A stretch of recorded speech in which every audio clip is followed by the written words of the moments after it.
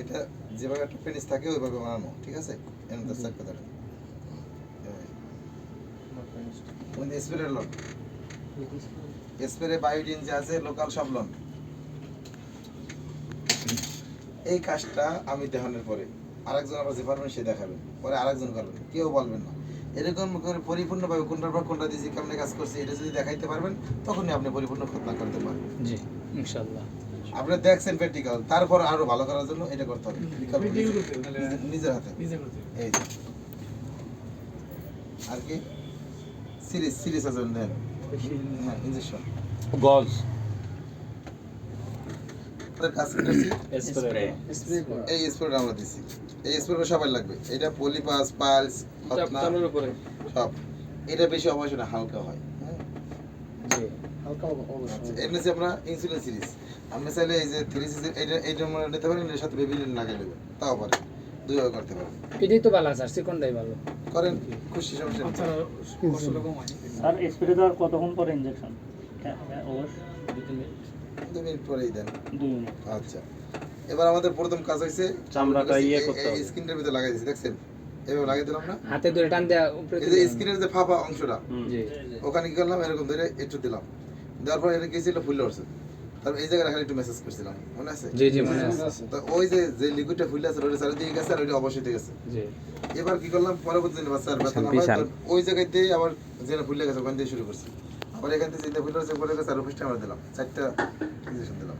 আচ্ছা, যদি আমি ওইরকম না করে, যদি বাচ্চা বেশি তাড়াহুড়ো করতো, কান্নাকাটি করতো, তাহলে এন একটা দিচ্ছি এই অবস্থায়, এন একটা দিতাম, এন একটা দিতাম, নিচে একটা দিতাম, হয়ে যেত।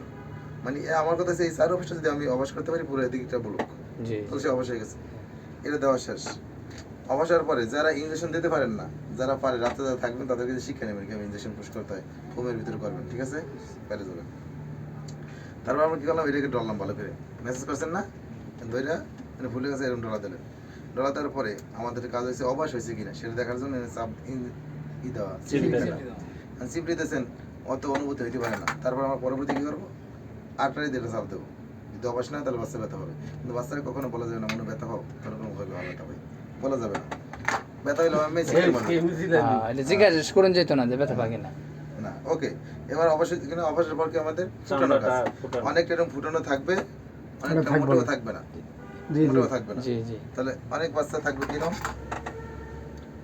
একালে সুইচের আগের মতো, এই যে মাথা দেখছেন এরকম। আমাদের কাজ কি, এই মাথাটার ভিতরে কোন রকম এটা ঢুকিয়ে দেওয়া, ঢুকিয়ে দেবে, সমস্যা নেই। ঢুকছে, ঢোকার পরে কাজ হয়েছে এটাকে টান দেওয়া, জি জি টান দিয়ে এরকম ছেড়ে দেওয়া, এই টান দিয়ে এরকম টান দেবো, টান দিয়ে ছেড়ে দেবো, আবার টান দেবো, টান দিয়ে ছেড়ে দেওয়ার পরে ওই যে আর যে এরকম আসলো না, জি এ নাই থাকবে। এবার যদি আমি এইটা দিয়ে করতে যাই, এটা দিয়ে আমি খুলতে পারবো আস্তে আস্তে, কিন্তু তাতে এইটা আগে লেগে এই স্কিনের ক্ষতি হবে। গজ দিয়ে করব। সেক্ষেত্রে গজ বা টিস্যু, গজ বা টিস্যু দিয়ে কি করলাম আমরা, এই মাথার একটা চাপে ধরে এই স্কিনটা এরকম কালার মতো আস্তে আস্তে এই যে সেলা হয়ে গেল। এইটা আইলে দেখবে, এরা আসলে এটাই তুমি দেখতে পারো, কিন্তু এটা ভয়ের কোনো কারণ নাই, কেন ওই জায়গা ওরকম করাই আছে। এবার আমাদের কাজ হচ্ছে মেজারমেন্ট করা, 10 নেয় না, 12 ইঞ্চি নেয় না, 14 ইঞ্চি নিয়েছে, এইটা কি এই দাগ পর্যন্ত আসতে হবে, গিট পর্যন্ত? আচ্ছা ঠিক আছে। এটা ওখানে আসবে, এটা কি আছে, লুজে আসবে, এটা কি আছে, সমান আছে, ঠিক আছে। ঠিক আছে। তাহলে এটা ওকে, মানে গিটটা পার হইছে, এই যে কাটা খাস পর্যন্ত তার মানে 12। হ্যাঁ এটা 14 আর ওকে আছে।